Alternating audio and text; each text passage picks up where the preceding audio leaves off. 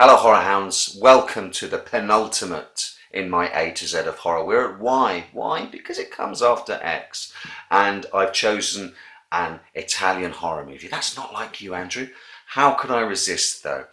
It's a film I have yet to see, and Y was an amazing excuse to watch a film with such a great title. Y, ladies and gentlemen, is for your vice is a locked room, and only I have the key.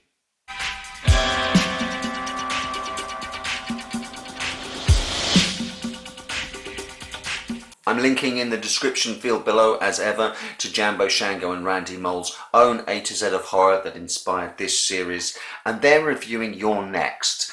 I'm taking a look at Sergio Martino's fourth giallo movie, I think. Certainly the first one of his that I've ever seen. Your vice is a locked room, and only I have the key. I just love saying that over and over again. It uses elements from Edgar Allan Poe's story, The Black Cat.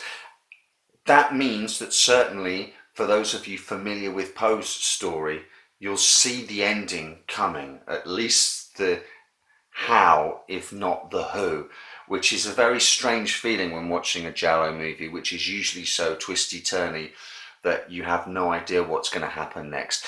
That doesn't mean that there aren't plenty of the usual twists, turns, crosses, double crosses that are all part and parcel of the giallo subgenre that I love so much.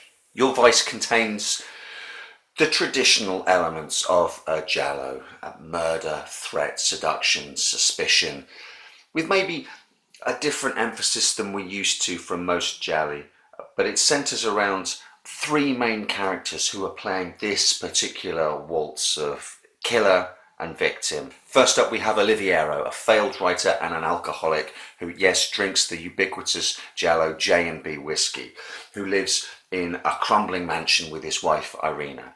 He entertains groups of local hippies from a nearby campsite with decadent parties wherein he brutalizes and humiliates his wife, makes no bones about his affairs with their maid and his students, and nurses an Oedipal obsession with the memory of his mother, as focused on by a huge portrait of her dressed as Mary Stuart. Irina, Oliviero's wife, is completely cowed and miserable, terrified of her husband and terrified of his late mother's black cat called Satan.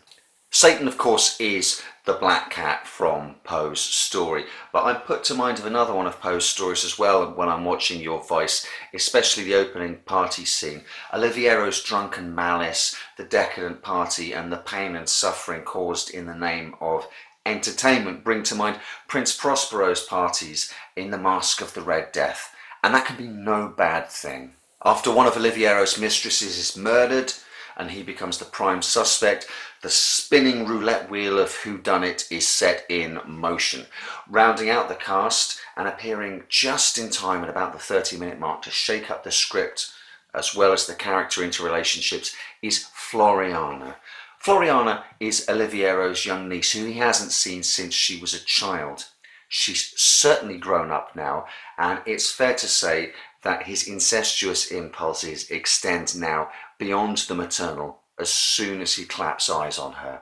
Floriana is immediately set up as the sort of sexual free spirit that Oliviero likes to have around, but she clearly has a steely-eyed agency of her own. She sets about bedding everyone in the cast practically, and you'll be left to wonder if she's the heroine or the villain of the piece. In fact, in the best giallo tradition, you're invited to trust no one and suspect everyone. At this point in proceedings, I have to pause to acknowledge Edwidge Fenech, who plays the single-minded Floriana. Whilst I'm jumping for joy that I have 4 more movies from Sergio Martino to watch, I'm also kicking myself that I've waited until now to be introduced to Edwidge Fenech. I tried to keep things reasonably highbrow, or at least middlebrow, in my horror house here and these movie reviews, but there is really only one word to adequately describe this entrancing actor, and in the great tradition of Sid James and the Carry On movies, that word is Whoa. Fenech has undoubted charisma, unquestioned acting ability, and just happens to be one of the most captivatingly beautiful women I've ever seen on the screen. She's used to remarkably effective soft core effect here by Martino. There's plenty of flesh on display throughout this movie, and an awful lot of it is Fenech's. I'm in my 40s now, and that kind of stuff should really just roll over me, but I was transfixed by her. Let's get back to safer ground and Edgar Allan Poe. Poe's story, The Black Cat, is more than simply a hook to hang a traditional giallo film on. I've seen adaptations of Poe's things that are basically Poe in name only. Certainly, in your voice, the familiar giallo notes are sounded throughout, but rather than being the point, they're used to season a quite juicy tale of familial drama, obsession, vendetta, and manipulation.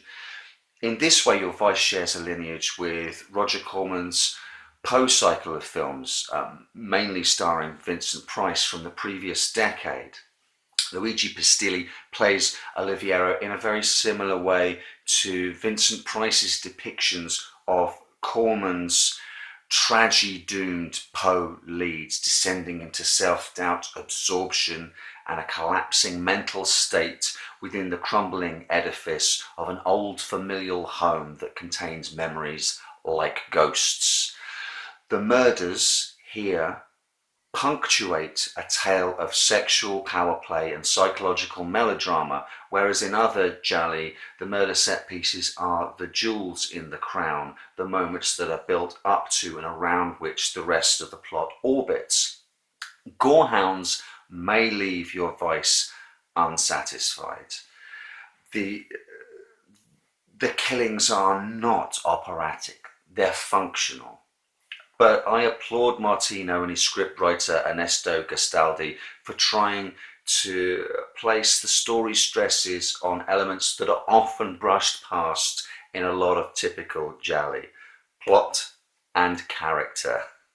Some may have an issue with the pacing of your voice, and I know that some reviewers have found it slow, plodding, that it sags. For me, whilst it's certainly a leisurely pace and isn't extremely violent, it does fall back on a sort of soft core, sleazy sensibility. But the intricacies of the plot and the power plays and the dynamics between the three leads and who is really trying to manipulate who, with some great strong performances, were more than enough to grab and hold my attention to the very end. Mario Bava and Dario Argento are the two most widely recognised practitioners of the giallo form, but essentially every Italian filmmaker working during the 60s and 70s took a stab at the genre. While there's nothing overtly flashy about the direction of your voice, unlike the more recognisably showy directing styles of Bava and Argento, it's readily apparent that Martino is a competent director, a film craftsman. It's a fine giallo. Martino and Gastaldi have created a film with an intriguing story, bolstered by some great performances. It might not just be as bloody as some of you would want it to be, but I found it absolutely captivating. I will sound one note of caution though. One reviewer that I read said that in isolation, Your Voice is a Locked Room is a strong film. If it's your introduction to Sergio Martino movies, as it is with me, you'll most likely really enjoy it. Hey, and I did. However, what they said was, if you've seen his previous films, you might recognise a few recycled plot devices. And I have to take that on board. This might be true. Coming to Your Voice first might do this film some favours. But I'm more than eager to find out. Given that I enjoyed Your Voice so much, I have already ordered his 4 other gialli, and they are winging their way to me as we speak. So that would be The Strange Vice of Mrs. Ward, The Case of the Scorpion's Tail, All the Colours of the Dark, and Torso. I cannot wait to get my grubby little mitts on them. So we're nearing the end. One more to go. Z, however you want to pronounce it. And I've chosen a film that, well, we're staying in Italy, and I've chosen a film that's got a number of titles, but whichever way you slice it, they all begin with Z anyway.